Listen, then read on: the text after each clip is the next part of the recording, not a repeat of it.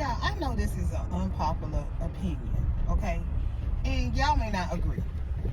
When I am out and I see homeless people, and then I see them with their children, like sometimes, like if you were black in the 90s, you remember that? If you were black and you were homeless and you were out with your kids, you were out with your children, somebody would call social services on you and they would take your kids away from you. Yeah. But like now when I come like to TJ Maxx or when I come like to TJ Maxx or somewhere like that, I seen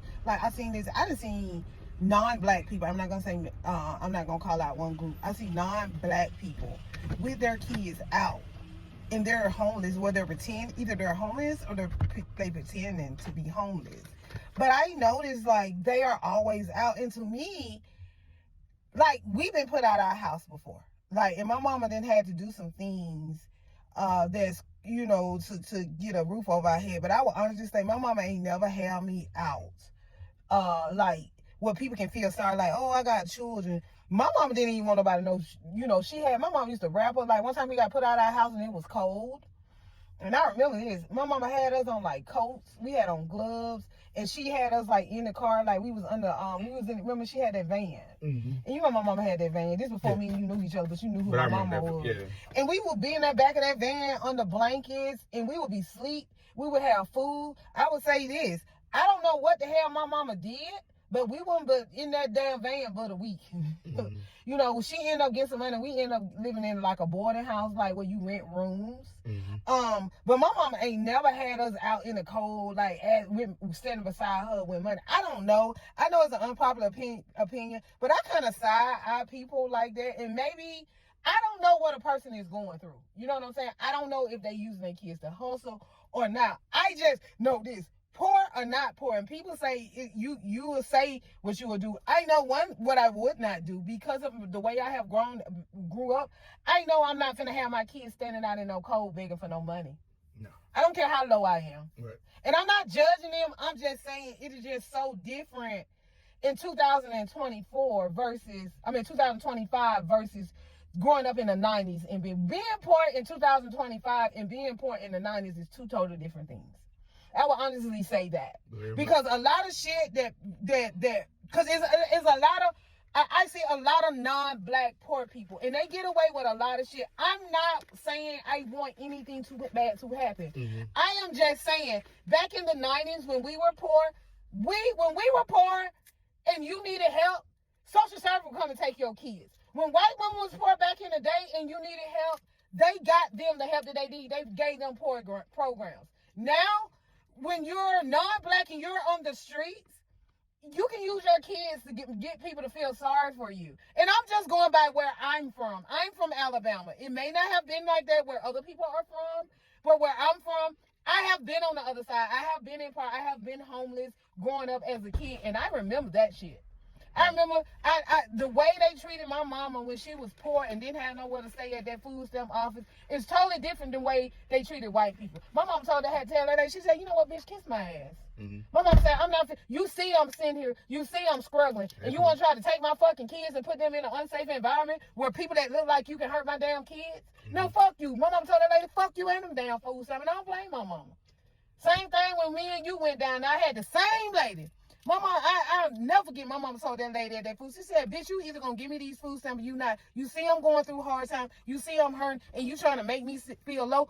Fuck you. My mom told that lady to her face, fuck you. Me and my mom got the same last name. When I got pregnant with my daughter, I went out there, got them food stamps. She did me the same fucking way. Told me, you put all this on this paper, you're not gonna put your baby dad on child support. I said, why would I put him on child support? He take care of his kids. I said, you see, he got a statement written that he gives me money for the kids because I didn't tell him that he was staying with me. She was like, well, you need to put him on child support. I said, I'm not finna put him on child support for what? He take care of his kids.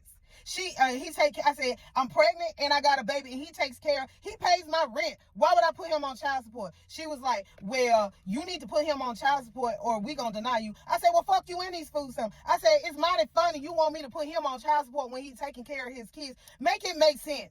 Why would I make y'all get him to pay me when he already pay my rent?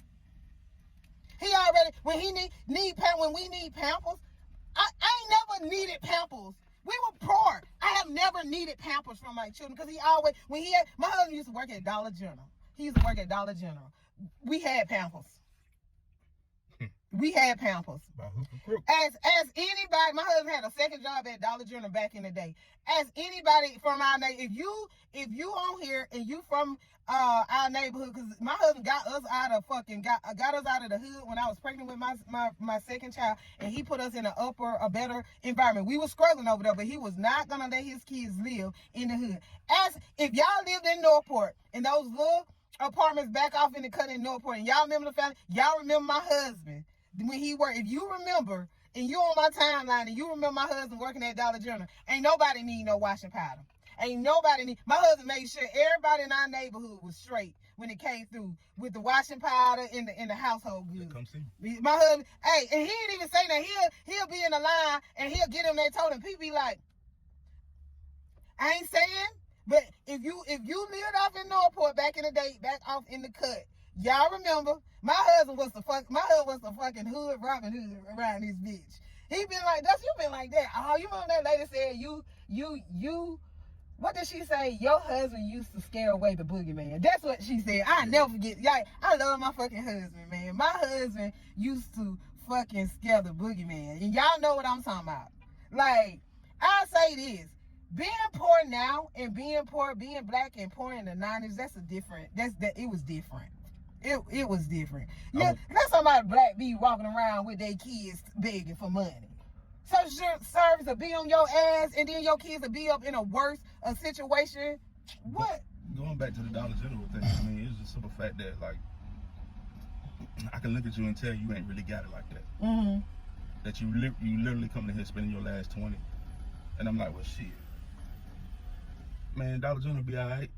I'll take that shit across the scanner, but if it didn't scan, yeah. Oh well. If it did scan, like I took it across it, and you remember that shit never scanned when it did scan. My husband just keep going. Like maybe my finger was blocking the barcode. I don't know.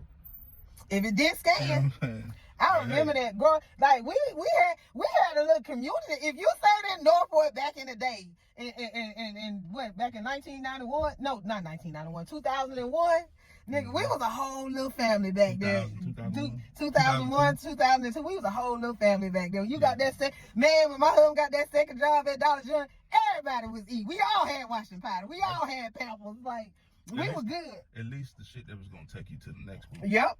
You got a little. That was back before Dollar General had all them groceries. You had a little egg and milk. You had some egg and milk if you didn't have shit else. Put that shit up there. Yep. Look, it did scan. Like I said, you remember that old lady? Like, oh Lord, she damn near had her husband said, "Get your ass out this store." Like, you trying to get all the busted. She said, "Pray." She out there praise dance. Like, get your ass in the car. Or they come in and be like, "Hey, you was in here earlier. You left something and lost and found." Yeah, you left something in the lost and found. Mm-hmm. I remember you said, "Babe, come up here." It's you left something in the lost and found. Everybody know about the lost and found in Dollar General.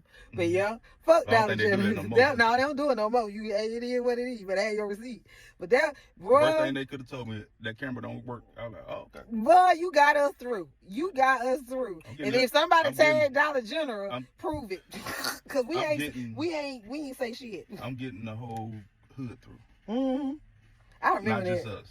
Look, you was a whole damn Robin Hood back in the day, bro. Because man, we all in the same situation. That's why when we grew up in the hood, you know how that thing is, like you buy a new TV, don't put the box outside. Yeah. Because I used to always be like, but why y'all taking from motherfuckers? Why you stealing from poor people? Right. I never understand that shit. You like, hey man, I just brought you. Like, nigga, you poor. We all poor. But you want to go over there to the rich people? Yeah. Cause it care over there. That's when it care. Let me go in here and get my shit. All right, y'all. Talk to y'all later. Bye.